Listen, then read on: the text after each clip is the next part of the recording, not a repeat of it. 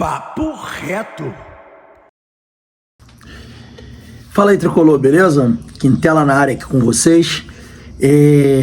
Tô fazendo esse vídeo aqui porque me senti meio que na obrigação de falar sobre essa questão da CPI das casas de aposta, né? Vi muita gente eufórico aí com a situação, né? Com esses últimos desenrolar da investigação que envolve a possibilidade de fraude no futebol brasileiro. E muita gente falando comigo ontem na live: Quintela, você viu o que aconteceu? Você viu que o cara falou que rebaixou 92 times e não sei o que, olha aí, não sei o que lá, né? Enfim, e a galera fazendo um alarde muito grande devido às matérias sensacionalistas que estão saindo na imprensa. Não tem jogo do Campeonato Brasileiro, é da data FIFA, então falta matéria, falta informação, e aí vem à tona aí essa questão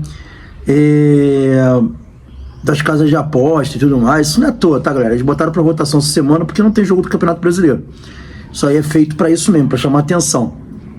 Então, eu acho que, assim, até pra dar aqui uma opinião do resenha sobre isso daí, e também de alguma forma uma atenção à galera que tá sempre me perguntando, né, querendo saber meu ponto de vista sobre essa questão da CPI. E como eu nunca fujo da raia e eu sempre dou minha opinião aqui, independente se vocês concordam ou não concordam, da mesma forma que eu dou voz a vocês, para ouvir vocês, eu também me faço ouvir e de forma honesta, dizendo aquilo que eu quero falar e não o que vocês querem ouvir.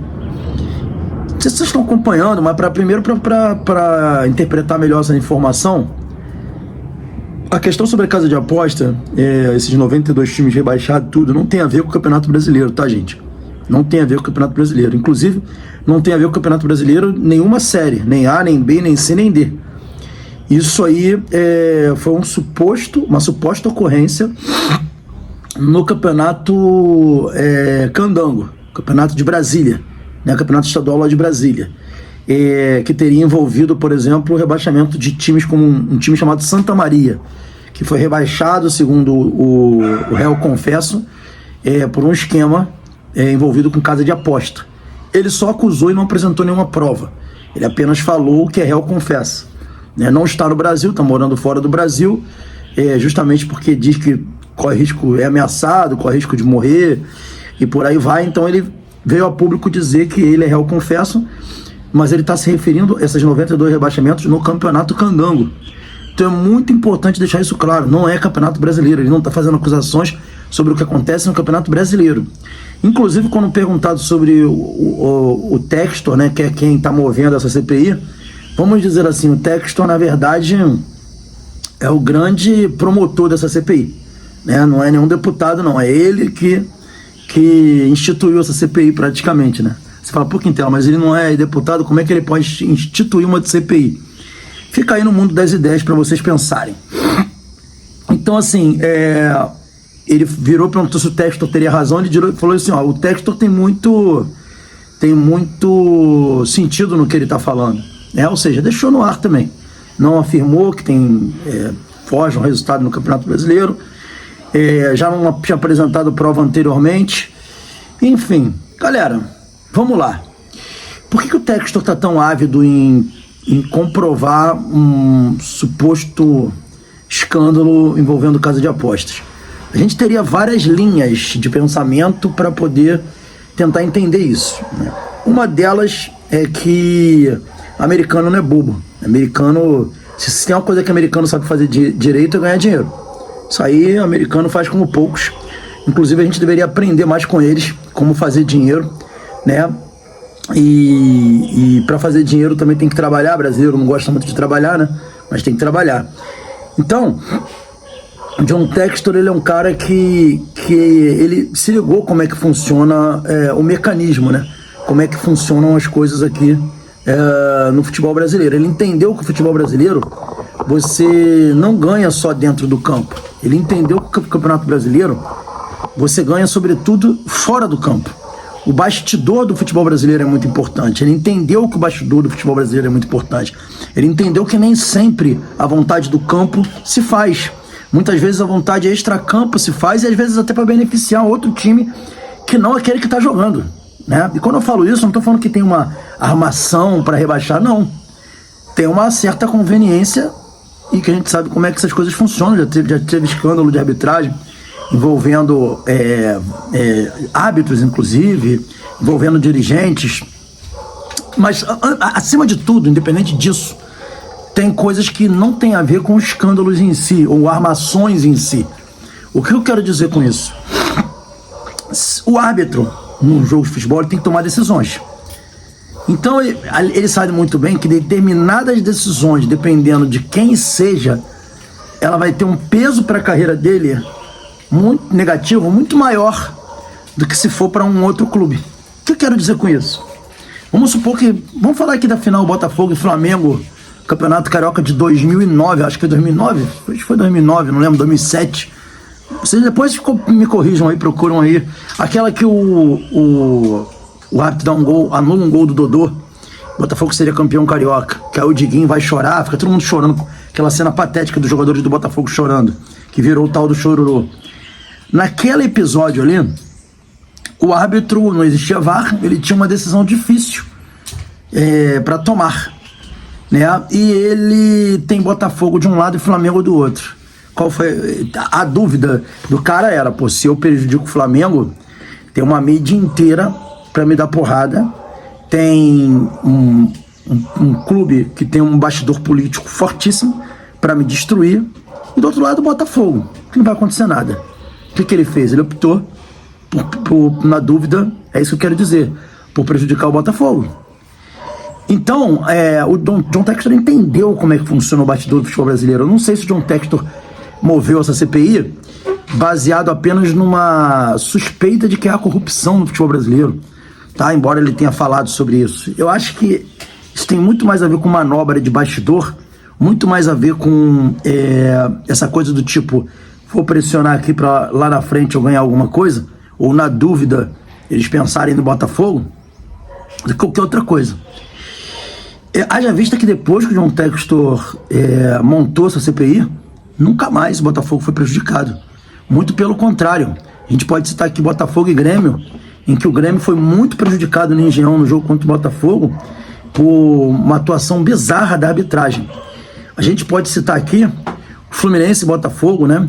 Que o Germancano toma um soco na cara, né? Sem querer, mas foi. Sem querer também é pênalti.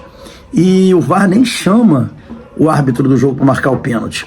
E no fim do jogo tem uma suposta falta em cima do Felipe Melo, em que o VAR mantém o gol do Botafogo. Em tempos atrás ele jamais teria dado gol naquele lance, porque seria muito pior para ele se comprometer contra o Fluminense do que contra o Botafogo, por motivos óbvios. O Fluminense é muito maior que o Botafogo.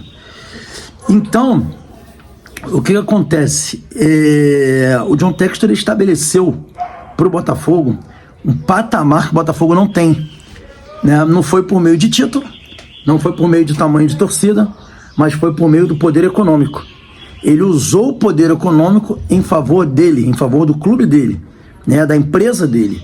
Então o Botafogo hoje, mesmo sem título, mesmo sem relevância, sem a relevância de muitos clubes, ele se tornou um clube muito respeitado em termos de bastidor por conta do poder econômico do John Textor. Vocês entenderam onde eu quero chegar?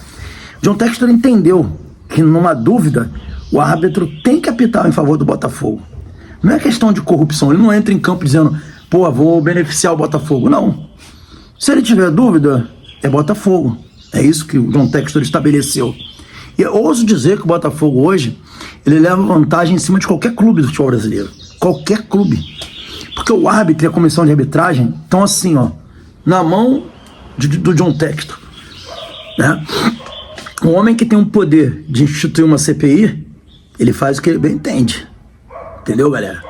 Então, a situação que o John Textor, essa CPI, tem muito a ver com isso, né?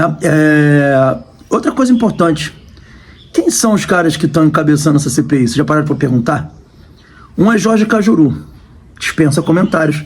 A índole do Jorge Cajuru, né? o caráter do Jorge Cajuru e a credibilidade do Jorge Cajuru. O outro é o Romário também, que eu acho que como jogador gênio, mas como político, né? Alguém aí bota a mão no fogo pelo Romário, né?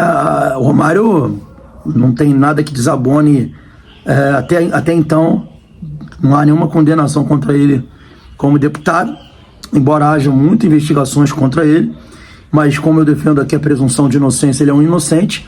Mas como deputado, no ofício de deputado, não, senador, perdão, no ofício de senador, vamos combinar que o Romário é fraquíssimo como senador e faz muito pouco como senador, a não ser o que ele militou e que eu acho muito importante, que é a questão das crianças com deficiência, né? Principalmente crianças com síndrome de Down. E os PCD também, que ele ajuda muito. Tirando isso daí, o Romário é um senador fraquíssimo. Então, é muito complicado analisar essa CPI, né?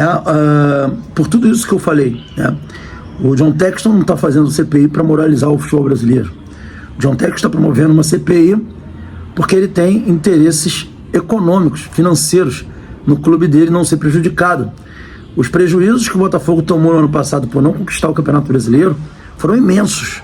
John Textor fez grandes investimentos e não recuperou os investimentos dele. O Botafogo perdeu porque foi roubado? Não, eu não vi isso. O Botafogo perdeu porque é o Botafogo, gente. O Botafogo tem esse karma. O Botafogo tem esse karma que esse ano pode ser que mude. O Botafogo tem a chance esse ano de ganhar 2 títulos importantíssimos. Vai ganhar? É outra discussão.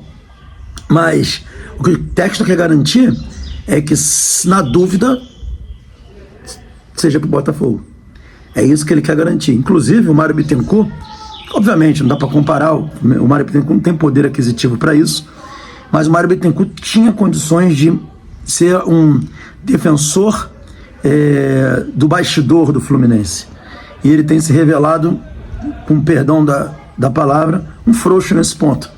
Né? O Fluminense precisava de homens de mais fibra, mais coragem, agindo nos bastidores para defender os interesses do clube. E o que o Mário tem feito apenas é aceitar as imposições da CBF e muitas vezes aceitar até mesmo o vilipêndio da imagem do Fluminense. Agora, no caso do Casares, presidente de São Paulo, ele até agiu de uma forma veemente, como tem que ser, mas é muito pouco para alguém que foi notabilizado por ser um grande advogado desportivo, né?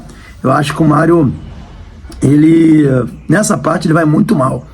E ele tem que começar a pensar nos bastidores, porque tem gente usando prestígio político, tem gente usando a sua própria força de bastidor, né? E tem gente usando o poder econômico no bastidor. Dessas 3 situações, o poder econômico é o mais forte. Em segundo lugar, o poder político. O poder político o Mário tem. O Mário tem que começar a se articular. Aproveita a relação que ele tem com o Eduardo Paz para começar a se articular melhor, porque ele precisa de bastidor político, senão o Fluminense vai ficar para trás. No futebol brasileiro não se ganha só no campo, se ganha fora dele. Num lance de dúvida, o árbitro pode tomar uma decisão de nem ir ao VAR.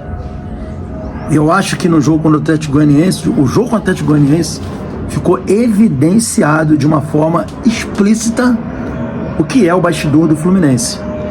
O Fluminense, na dúvida contra o Atlético Goianiense, o árbitro chamou o VAR e anulou um gol, e deu um gol que o Bandeira, dentro do campo, tinha invalidado, porque a bola evidentemente saiu. E o Fluminense foi prejudicado num jogo contra o Atlético Goianiense. Volto a falar aqui, eu não quero que o Fluminense seja beneficiado, mas se for para jogar sujo, a gente também tem que saber jogar sujo. Se for para jogar fora das 4 linhas, a gente também tem que aprender a jogar fora das 4 linhas. Eu acho que a atitude do Textor está mostrando como é que faz. Um americano não gosta de perder dinheiro, e se ele tiver que ser malandro, se tiver que ser malandro carioca, ele sabe ser malandro carioca. Então essa daí é a minha mensagem que eu queria colocar aqui sobre as casas de aposta aí, essa CPI, e também sobre essas movimentações de bastidores, que eu volto a falar, o Fluminense tem que melhorar nisso daí. Se inscreve aí no canal, deixa o seu like. Saudações tricolores. Valeu, galera.